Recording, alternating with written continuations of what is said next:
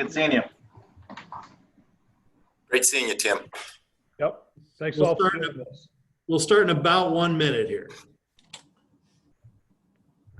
This one.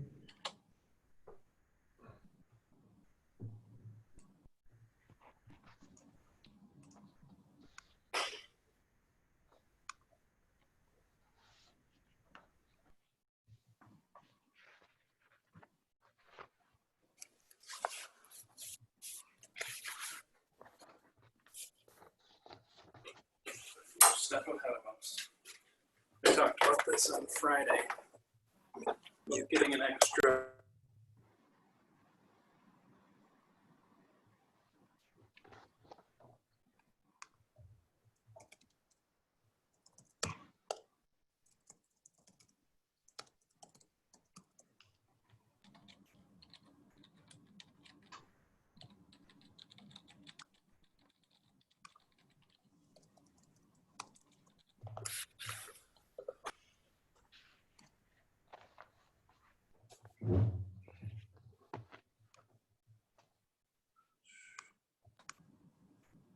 All right, so we are live on Facebook, and we're going to go live on the webinar in about 20 seconds. Okay.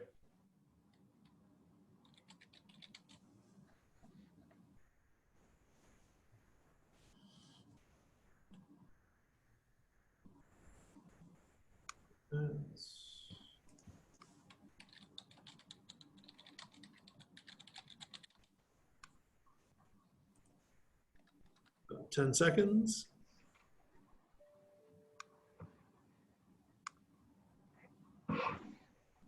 And go ahead, Tim. Well, welcome back from your Labor Day weekend. Good morning. I'm MMAC President Tim Sheehy.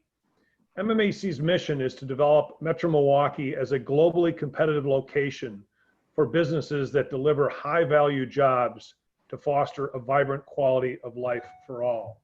Thanks for joining us for this webcast focused on business strategies during the pandemic. This program is designed to provide actionable insights to the challenges and opportunities we all face in bettering the region as a place to live, work, play, and learn. Our next program will be Tuesday, September 22nd from 11 to 12. And throughout the program, if you've got questions, please use the question and A function, and we'll do our best job to get as many of the questions as you ask answered during the program. The program is brought to you by Spaces on North Water Street, part of the Regis Workspace Network with over 3,000 global locations and 10 in Wisconsin.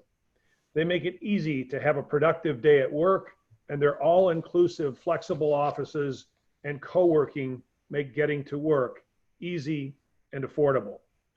We're joined this morning by Dr. John Raymond, President of the Medical College of Wisconsin.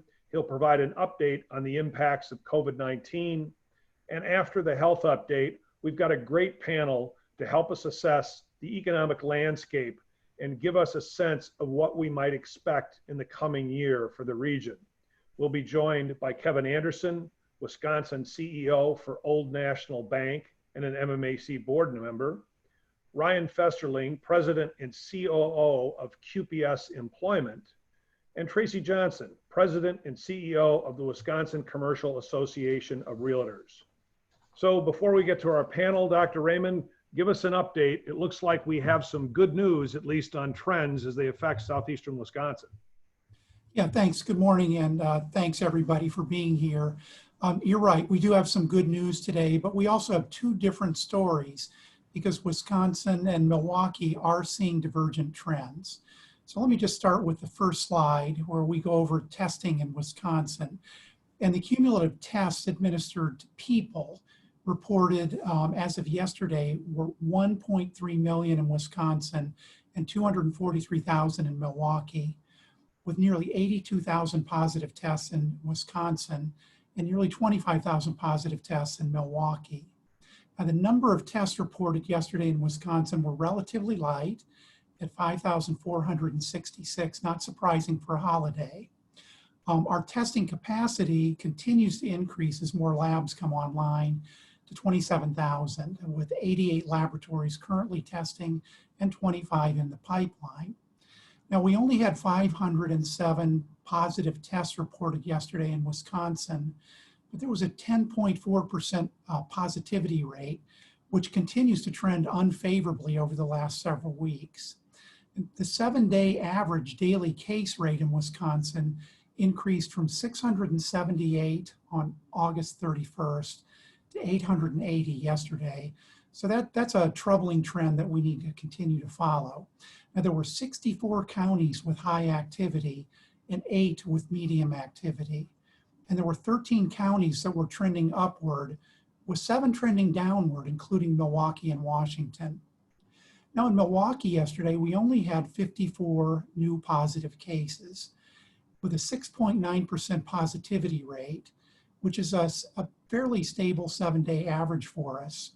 Now, that's good, but ideally, we want to see that positivity rate be substantially below 5%, because that means we're administering enough tests. So we're seeing different trends in Milwaukee versus the rest of the state. Milwaukee has a stable positivity rate and a downward trend of new cases, whereas the rest of Wisconsin is experiencing clear increases in new cases and in positivity rates, both of which are unfavorable trends for early indicators. Next slide, please. Now, the next slide shows cumulative hospitalizations. We've had a little over 6,000 patients hospitalized in Wisconsin for COVID-19 since the beginning of the pandemic. There's a 7.4% cumulative likelihood that if a patient is diagnosed with COVID-19 that they'll end up in the hospital. But this is a trend that continues to improve. Remember, we were at about a 30% hospitalization rate early in the pandemic. I think there's 3 reasons for this improvement. The first is many of the recent cases are in a younger demographic who tend to fare better. We also have substantially more testing that we're administering earlier, and we can provide better supportive care now than we could in March and April. Now, Wisconsin hospitalizations yesterday, there were 289 inpatients, which is stable over the last week, but down from a month ago. 91 in intensive care units, again, stable over the last week, but down from a month ago. And recall that hospitalizations and ICU use are lagging indicators.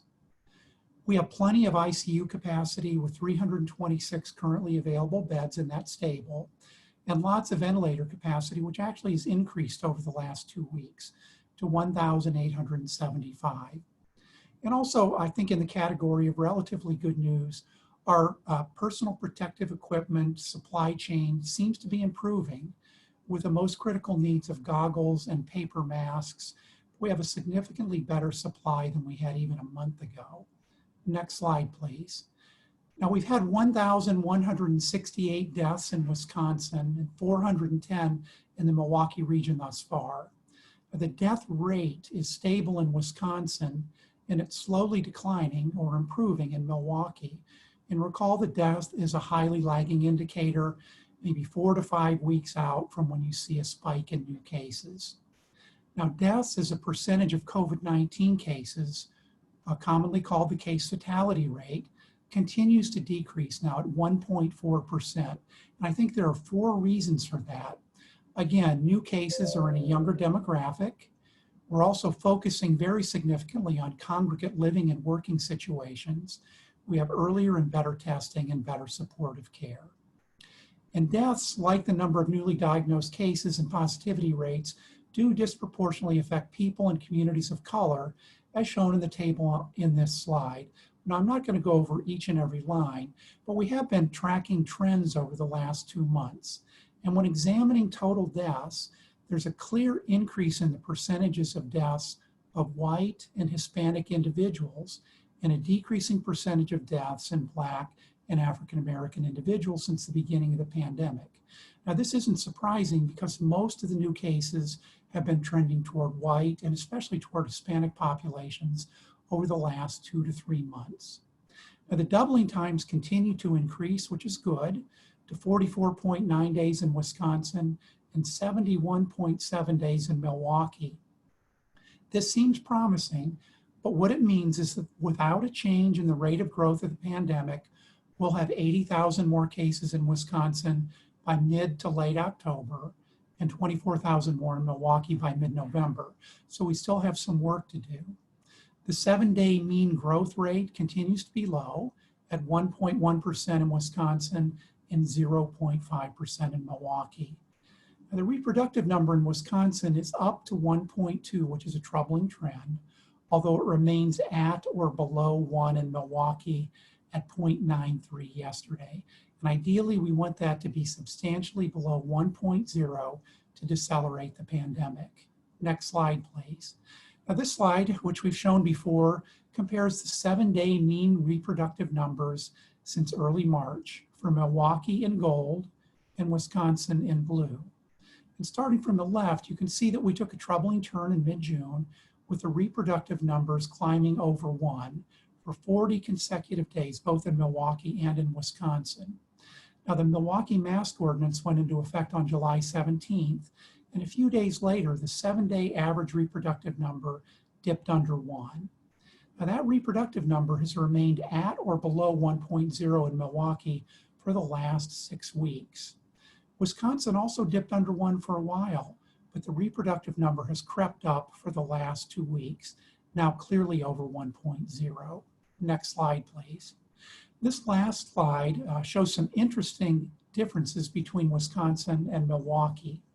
Now, this shows a graph of the trajectory of COVID-19. And what it does is it plots the new cases over the last 7 days on the vertical axis against the cumulative cases since the very beginning of the pandemic on the horizontal axis. And the plot's presented using logarithmic scales to emphasize changes in the trajectory.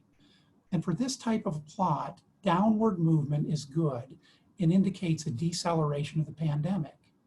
Now, Milwaukee is shown in pink and the rest of Wisconsin shown in light blue. As you can see, Milwaukee has shown a clear downward or favorable trend for the last 6 weeks, coinciding with the Milwaukee mask ordinance on July 17th. The rest of Wisconsin has not seen a favorable trend as COVID-19 has continued to spread throughout the state.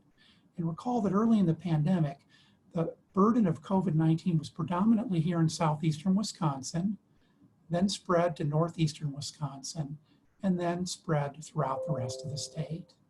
So with that, I'd like to turn it back over to Tim. Dr. Raymond, again, thanks for that update. Couple of questions for you.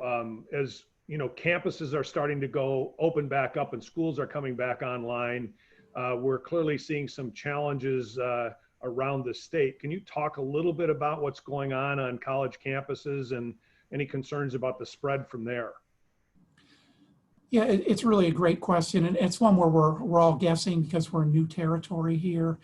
But it looks like some part of the increased case burden in Wisconsin has to do with the return of students to college. Dane County clearly is spiking. The UW chancellor is advising that students interact with each other as little as possible. But I'm not sure that each and every college is experiencing the same burden of COVID-19. And that's something that's going to play out over the next few weeks.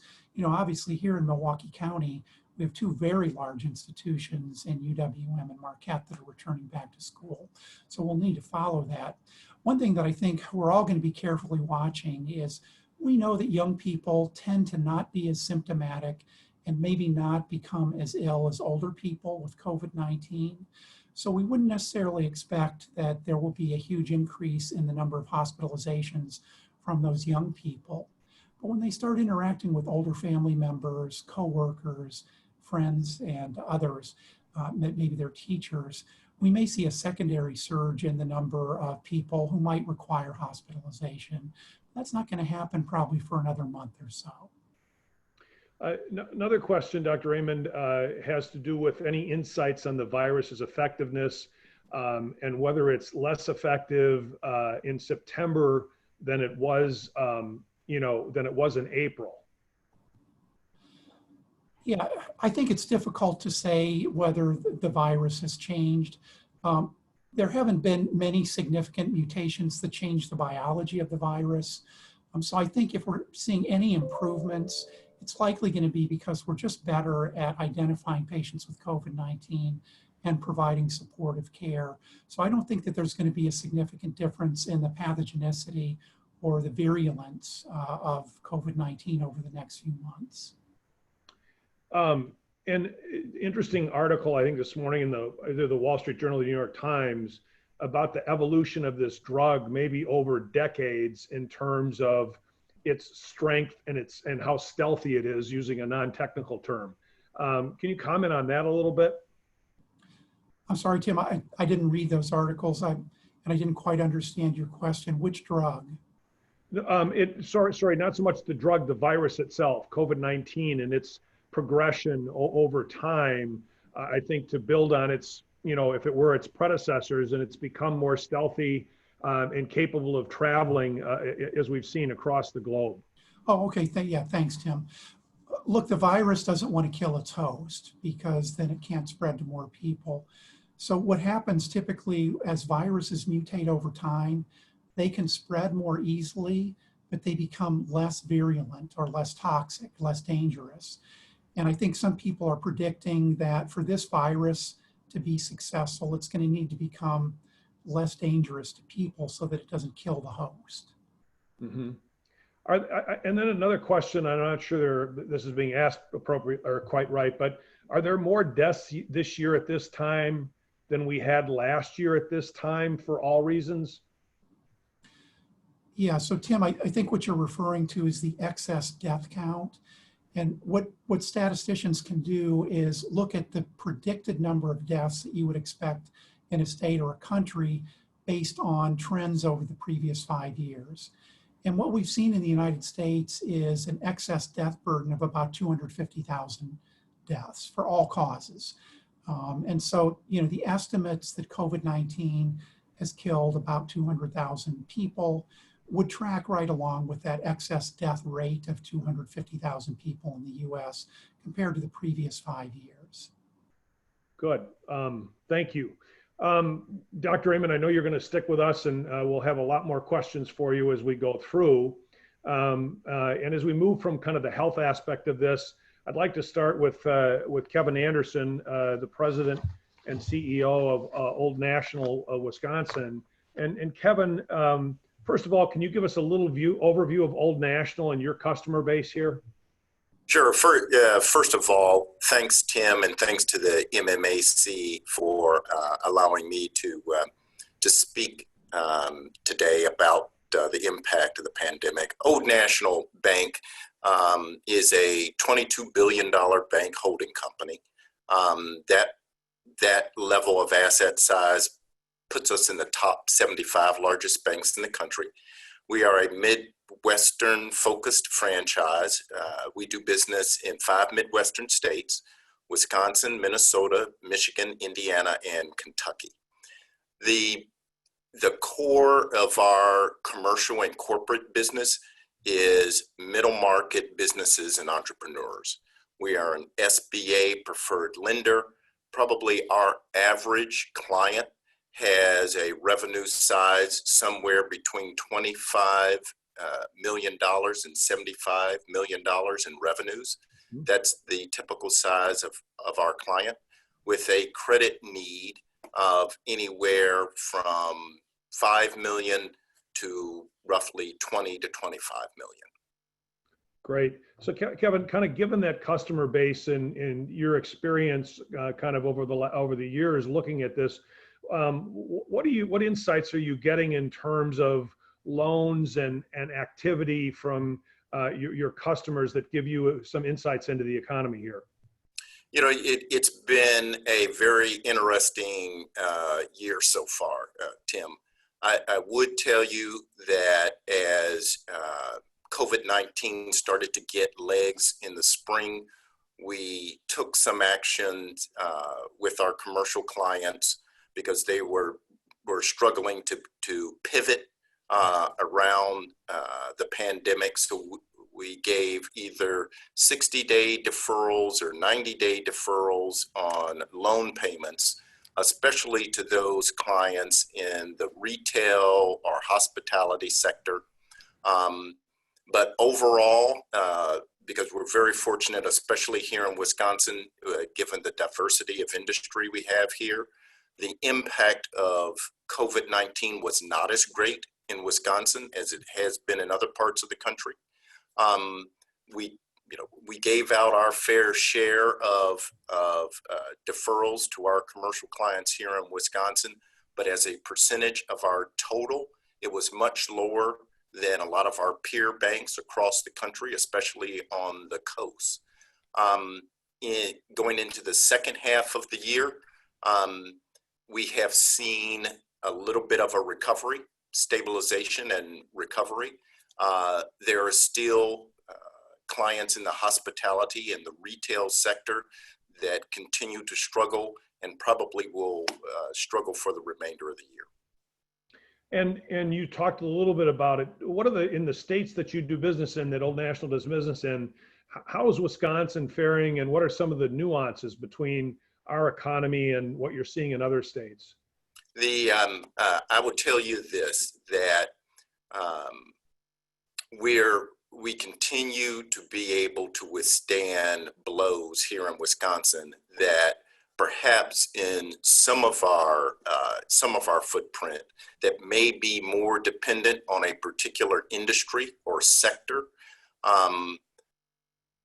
where we benefit from spreading out the impact of COVID, where certain sectors, let's say auto, so our states that have lots of automobile manufacturing plants and the industries that support those plants are dealing with a much deeper and impactful slowdown than we're having to withstand here in Wisconsin. And as you look ahead, Kevin, what are some of the bright spots that you see? And then I'll follow up and ask you what some of the challenges that you see. The biggest bright spots that we see continue to be the resilience of light manufacturing, those that continue to support medical technology, healthcare verticals, those manufacturers that kind of are benefiting from the focus of trying to push back on the pandemic have not only seen stabilization, but growth. So those firms that support that space continue to do extremely well. The ones that are really struggling would be ones that you would expect. Any industry that is in the hospitality space, any industry or business that relies on large groups of people to hit their break even, to maintain the strengths of their cash flow and maintain their employee base, they are really struggling. So, whether it's hospitality and hotels, restaurants, anything tied to that space or that industry, any of the vendors that support that industry are continuing to struggle quite a bit. Kevin, how do you see this impacting how banks do business, and in particular, how you're doing business? Do you see some changes that are going to be permanent going forward?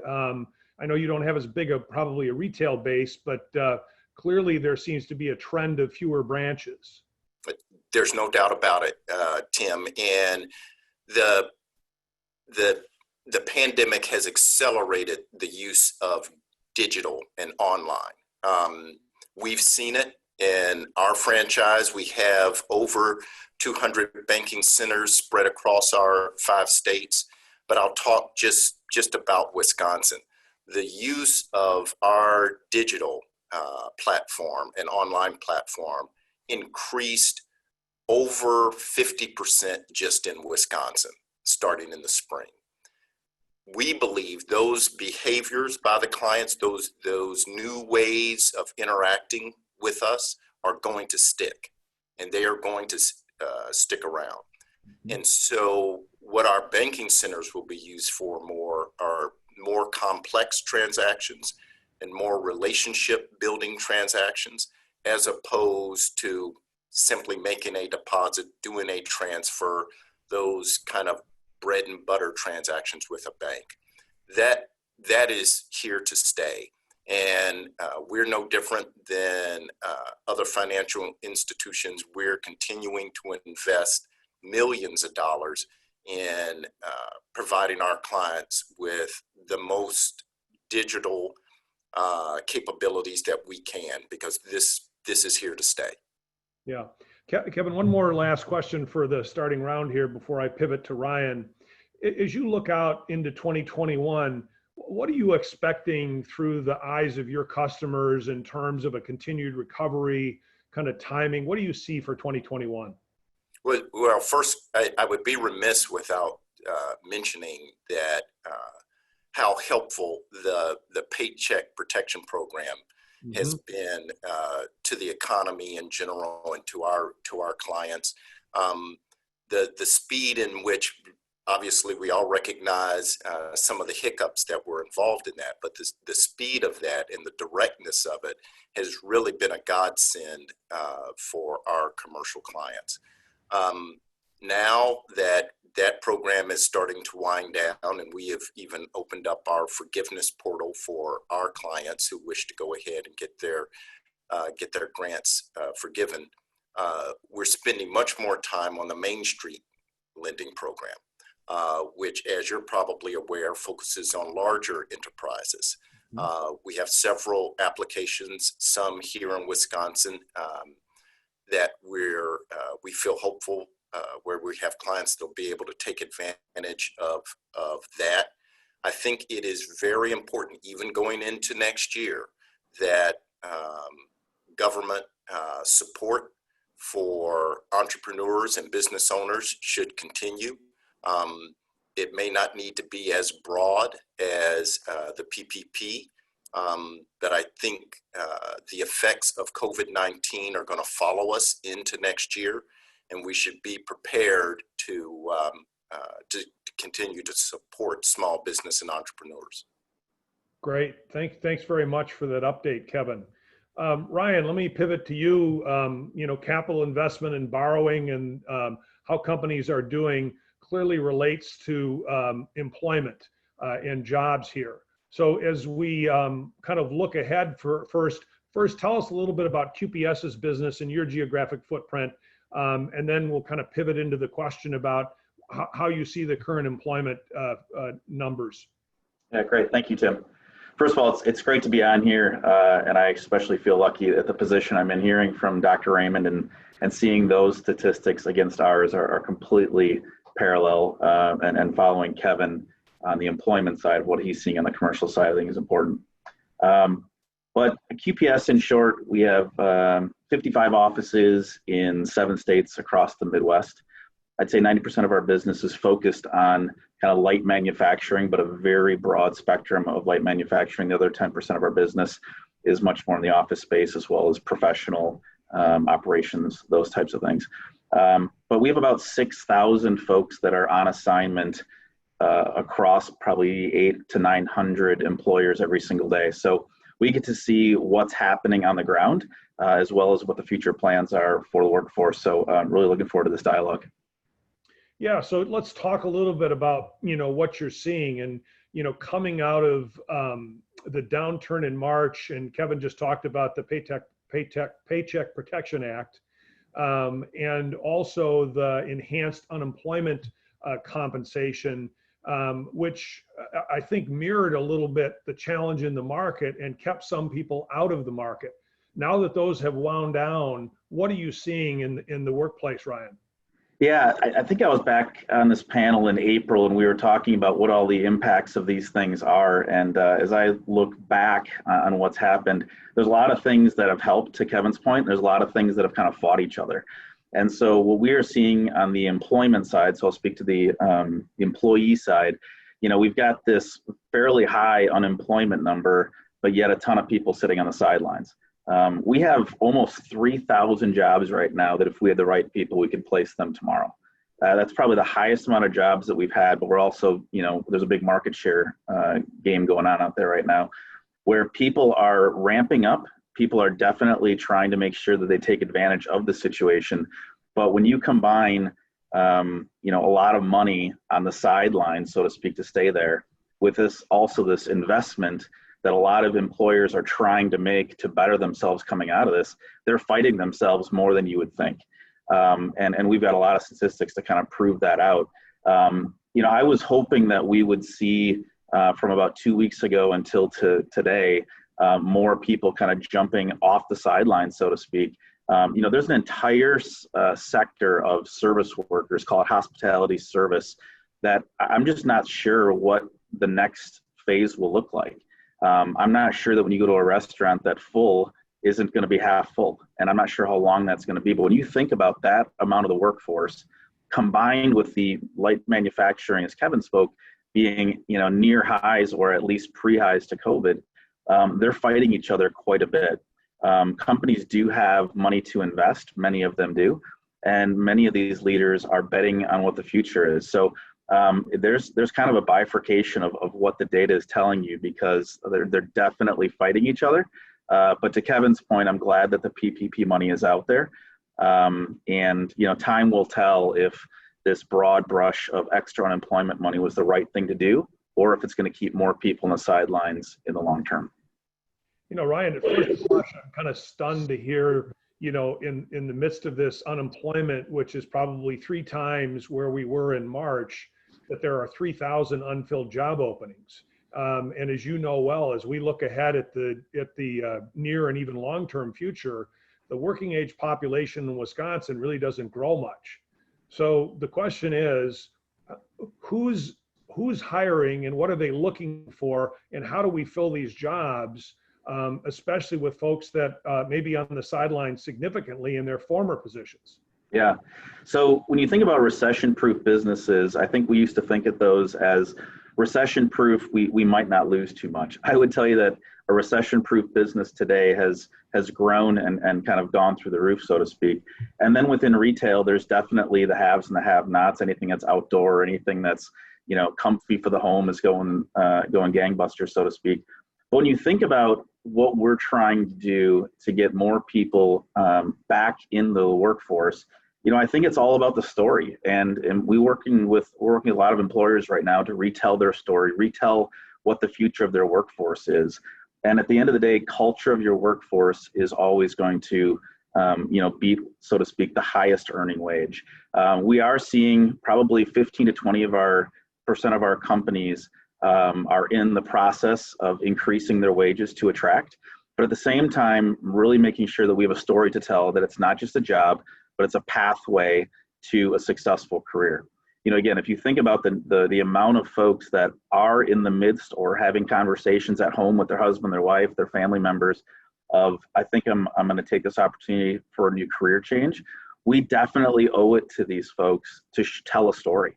That this isn't just about a higher paying job or a new endeavor, but this is something that has legs. This is something that will endure post-COVID, and that's a great place to work. So, you know, there's some of the old stories, Tim, that just continue to relive themselves and are more important than they've ever had, which is a great culture will really draw on the right folks. Whoops, Tim, I think you went on mute, sorry.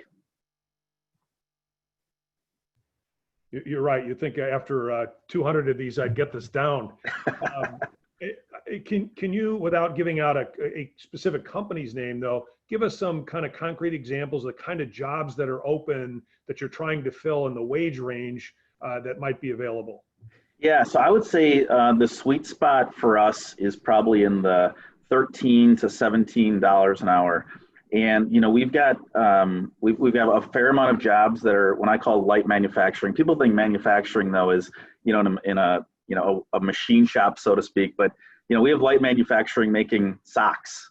You know, there's lots of things where the entry point to skill level is really easy. Will you show up and can we teach you something?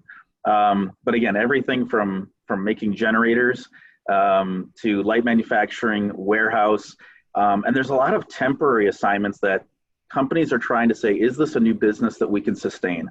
We're working with a customer right now where they're going to need about 250 folks starting in the next 3 weeks because this employer is like, I'm trying a new line. Will you take a risk with me if we can get the right amount of people? We're confident we can do it, but it's definitely a partnership as this individual is looking to significantly grow their business. But this is a completely new line for the holidays that they are going to need, like I said, up to 200 folks. Dependability, can I teach you how to run some things? And we want you to grow and stay. So there's some great stories out there, Tim, if we can just continue to work with our employers and employees on this journey. Yeah, one last question again on the starter set here, Ryan, then I'm going to move into a discussion with Tracy about the real estate platform here. But you know, as you look ahead, what positives do you see for the market, the employment market here as we go into 2021? And again, you know, how long can we keep holding open thousands and thousands of jobs? Yeah. I mean, I would say, as I think we all committed to when this thing started happening in March, I think we all said we're going to be better. We're going to be better employers. We're going to be better at managing our checkbooks, whether that's personally or professionally. But the things that I have to look forward to is that the companies that we're working with know that they need help and that know this is a partnership. You can't just say we're hiring and have a great wage rate. In fact, I would say the stories that we're able to reaffirm is when we're working with, you know, some of these leaders, Tim, is that they're not just trying to be a one-trick pony. And so I am seeing that employers as companies and how they create partnerships with people is better. And I'm really excited about that because the day that we can stop treating people as commodities, so to speak, I think we're all going to win. I always want to be able to look at an employer that I work with, you know, the 900 or so employers that we work with, and say that I would love for my daughter to take that job, whether it's a temporary job in college or whether that's a career. And I'd say a greater percentage of those places are places that I would send my friends, and that's a positive. You did it again, Tim. Thanks for adding on top of the economic outlook, kind of the outlook for employment going forward. And then kind of to round this out, I want to bring Tracy in. And Tracy, you run the Wisconsin Realtors, Commercial Realtors Association. Can you talk a little bit about the trends that you're seeing here in the region, but just start by giving us a little overview of the Commercial Association of Realtors? Sure. Thanks for having me today. The Commercial Association of Realtors, we represent around 1,000 members in the state of Wisconsin. Those members represent more than 100 million square feet of commercial real estate available for sale and lease across all the sectors that we talked about today. Great. So Tracy, let me ask you, and I know you've got some slides, maybe just to walk us through the commercial real estate environment and what you're currently seeing. And then again, remind folks, if you've got questions, go to the Q&A chat box there and put them in, and we'll do our best job to respond to them.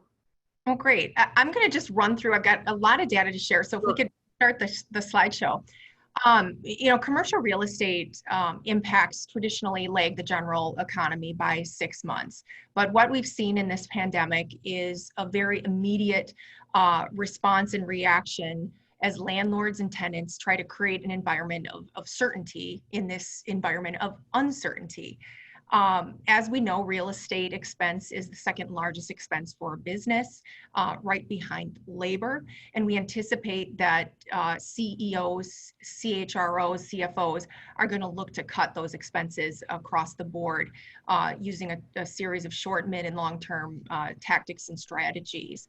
But going into this pandemic, we had very strong fundamentals, and we believe that that will help drive us out of the pandemic and into whatever that new normal is. Next slide, please. So we're going to just kind of look at the different sectors, and these are the three most prominently affected sectors in commercial real estate. The office market, first and foremost, severely impacted by the work from home measures, and we have seen and heard that those are here to stay. In March and April, we saw a huge pause in real estate decisions, down 78% year over year. But in a recent survey, we've heard from our members that that activity level is at least picking up slightly, and we are always optimistic in this regard. In the short term, you saw the landlords and tenants very motivated to try to work out a lease deal. Kevin talked about different lending programs, whether they were using the government, the PPE or other programs to help get them through. You saw renegotiation of lease terms, extensions to buy time, while the work from home kind of experiment plays out and people reevaluate what their workspace needs are. In the future, this is what we think we'll see. Number one, possible inclusion of language that would be a pandemic response provision in leases, an increase in sublease activity. We've seen that on the coasts, but we anticipate that that will take hold here at some point. And then also continued consideration of suburban assets, office asset classes. We're very fortunate in Milwaukee to have such a strong downtown and suburban office market. And we believe that it will return as companies balance that productivity and culture. Next slide. On the industrial side, this has remained strong. It is the darling of commercial real estate right now and through many of our downturns, and this one particularly. Warehouse and logistics space, very important as e-commerce is driving the industrial demand, supply chain and solving for that last mile. Right now, we've got 6 million square feet of industrial real estate under construction, including a little company called Amazon that is busy in southeastern Wisconsin. And warehousing, cold storage, and those data centers are going to be driving the conversation in the future. Next slide. And now I think the most immediate and striking impact has been on that retail side. There are two things that are happening and you're going to continue to see and watch. First is the accelerated closure of stores that's going to weigh heavily on malls. Pre-pandemic, we were already talking about this. We anticipate that 25% of malls will close in the next 3 years. Owners have taken a huge hit. As in March and April, only 58% of national retailers were paying rent. Right now, that number is up to 90%, but we believe that that is short term. You look at half of the mall-based department stores, they're anticipated to close by 2021. Think JCPenney, Lord & Taylor, and Neiman Marcus. These are just going to accelerate those mall closure decisions. And then you couple that with our flight to e-commerce. We, in quarantine, were forced to shop online. 15% of all retail purchases were done online in 2019. It is anticipated that 22 to 25% of all retail purchases in 2020 will be done online, and that number will grow exponentially in 2021 and beyond.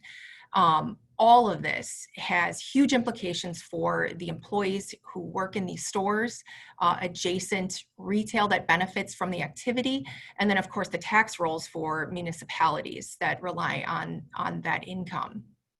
Looking into the future, we are talking a lot about the repurposing of malls. These are well-positioned assets. They're in very visible locations. These malls could be used for fulfillment space. We saw this conversation happen just last month with Simon Properties and Amazon.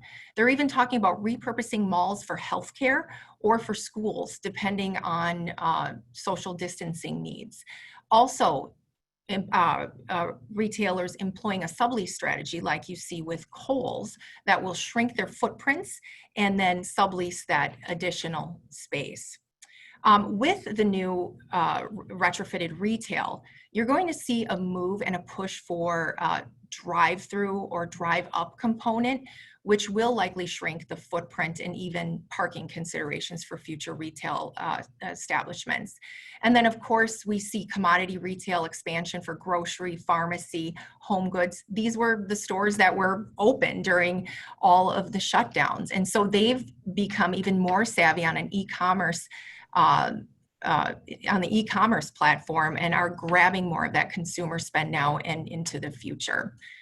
Next slide. And we'd be remiss if we didn't just touch on what's happening in housing. The average home price in Wisconsin has increased 10% year over year to $226,000. There was a low inventory before, and there is even higher demand now. And so as we look then to new construction, there is a lot of pressure on lumber price. And so we're gonna have to continue to watch how that plays out in the future. One thing to note on this though, is that these increases and these pressures are structural rather than speculative, which is unlike what we saw in 2008. Next slide. So overall, we talked about it. I believe Kevin mentioned the word of the day is acceleration. So real estate professionals and landlords, we're looking at a lot of the things that are happening now before. And so that puts us in a position that we feel fairly comfortable and confident handling, right? A couple of those trends are move to a more flexible work environment, integration of e-commerce, reliance on technology and automation, focus on productivity, and then the demise of companies with weak balance sheets. So these things were happening, we were watching them, we were planning for them, but now it's just at a much faster pace. And so with the commercial real estate really lagging, it puts us, and I think us as advisors and in a city, in a better position to be able to forecast and plan for some level of certainty. So we're bullish on Milwaukee. We're well positioned, and we're an inherently dynamic and entrepreneurial market. So, you know, we're here to stay.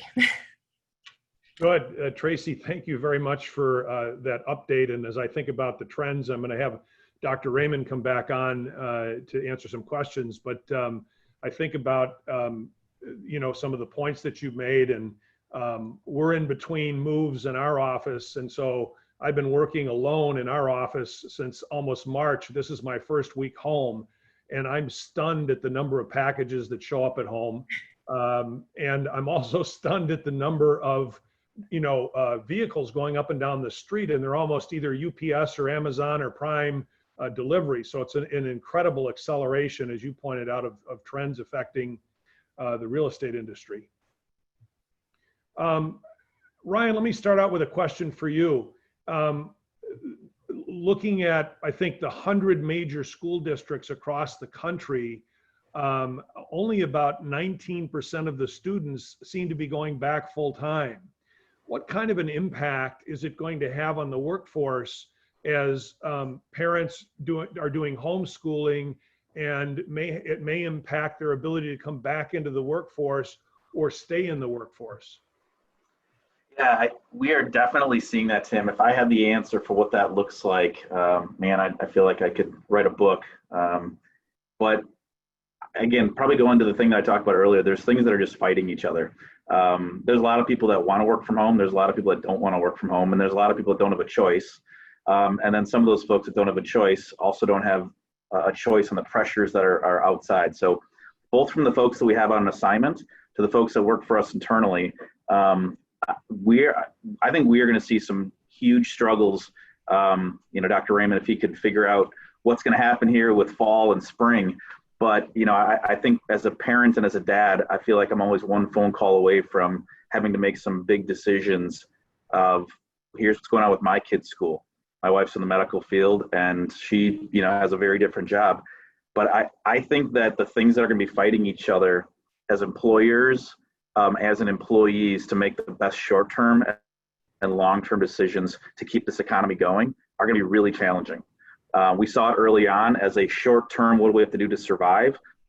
I think the next 3 months of how do we actually thrive in this new environment, provide flexibility, but man, provide the best experience and safe is going to be a challenge. Dr. Raymond, here's a bit of a loaded question from one of our audience members.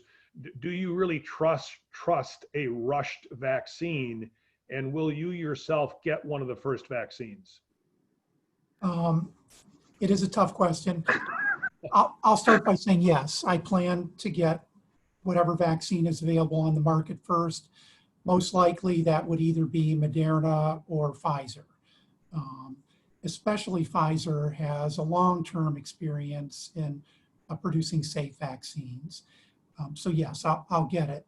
Just in terms of personal decision-making, you always have to weigh the risk and benefits of the disease and the possibility that you may have a side effect from a vaccine. And what's going to be different about the accelerated timeline, I guess you could say rushed, is that we won't have long-term experience to know whether rare side effects happen, like ascending paralysis with, they call it Guillain-Barré syndrome, that happened with some flu vaccines early on.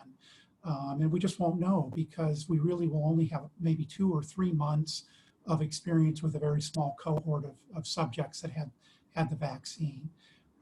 Having said that, though, again, American vaccine makers make safe vaccines. I don't believe that there are going to be significant problems with contamination.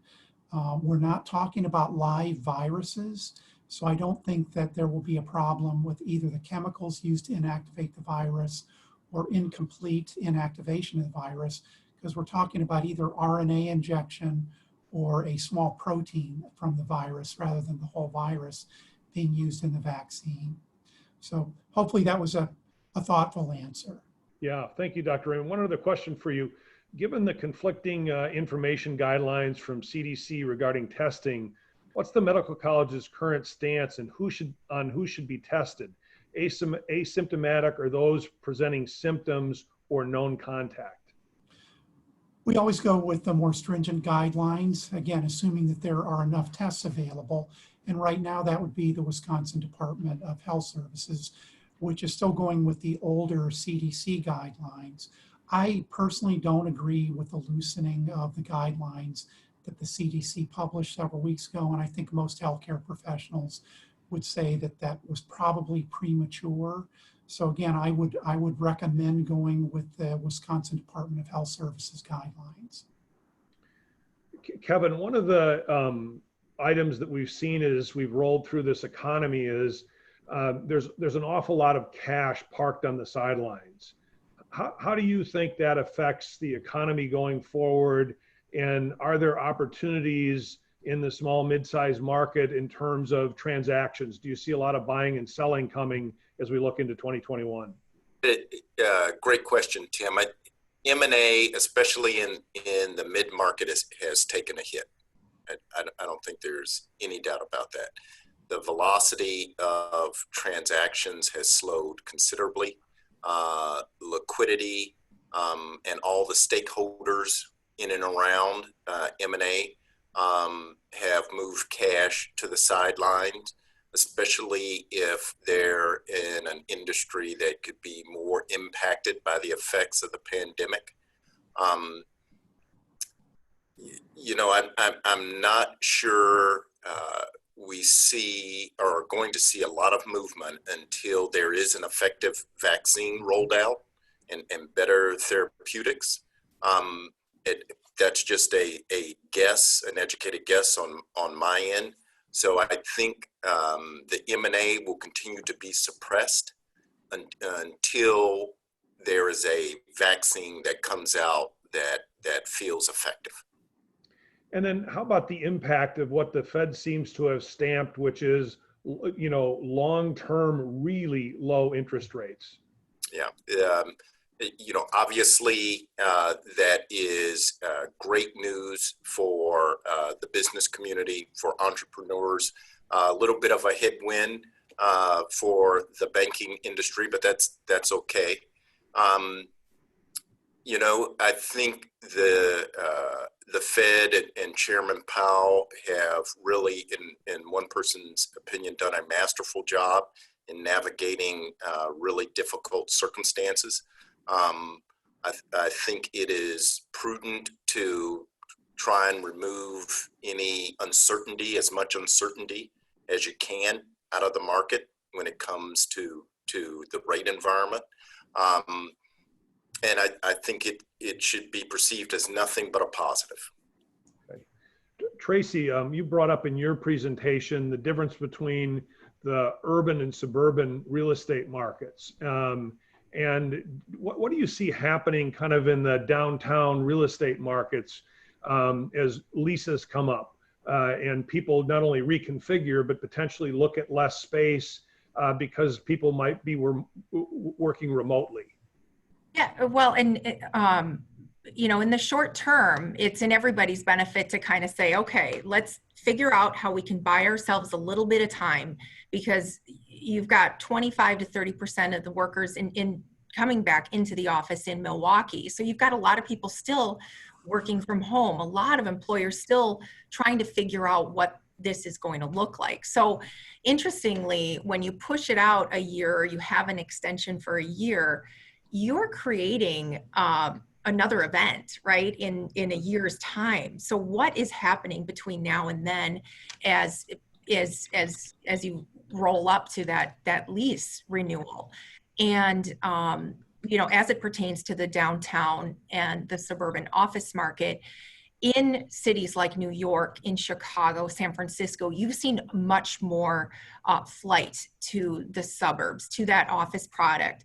And, you know, what really is driving that is less about density and more about the population mobility and public policy. So in those larger cities, you still have a lot stricter regulation on gathering and who can go to restaurants, and even accessibility to a 50-floor office building. That just isn't really an economical use of time. And so Milwaukee is very well positioned by many accounts to really get through this. And Kevin and Ryan both mentioned the fact that we've got a very diversified economy here, and we're not overly reliant on hospitality or the energy sectors, which in those markets, you're seeing much more impact. Thanks, Tracy. We're just about to wrap up. So let me just finish up with a kind of a lightning round of question for each of you. The thing that you're most optimistic about looking into 2021, and I'll start with you, Dr. Raymond. I'm most optimistic about the likelihood that we'll have an effective vaccine in scale. Fantastic. Kevin. Optimistic that we may not have a V-shaped recovery. It may be a little wider than that, but very optimistic that we're going to bounce back extremely strong, especially here in Wisconsin. Thank you. Ryan. I'm most optimistic that the employers that we partner with every day are making great short-term decisions that will have lasting long-term impacts. Thanks. And Tracy. Yes, I'm very optimistic about the fact that we are all trying to figure out how to live with this threat of a virus. We're figuring out what it looks like, how to navigate, and how to really carry on with our economy, because in any way, shape, or form, we're going to have some of these concerns with us for the foreseeable future. So Milwaukee has really pulled together and seems to be pulling forward. I'm surprised that none of you said the Bucks are going to win the next 3 games. That too. So Tracy Johnson with the Commercial Realtors, Ryan Festerling with QPS, Kevin Anderson with Old National, and Dr. Raymond with the Medical College of Wisconsin. Again, thank you very much for your time and your insights as we look forward from all these different aspects in Milwaukee's economy and the region's economy going forward. So again, you can join us on September 22nd, where we'll be back with another edition of Business Strategies During the Pandemic from 11 to 12. So have a good rest of your afternoon. And again, thank you all for joining us. Thanks, Tim. Thank you. Thank you.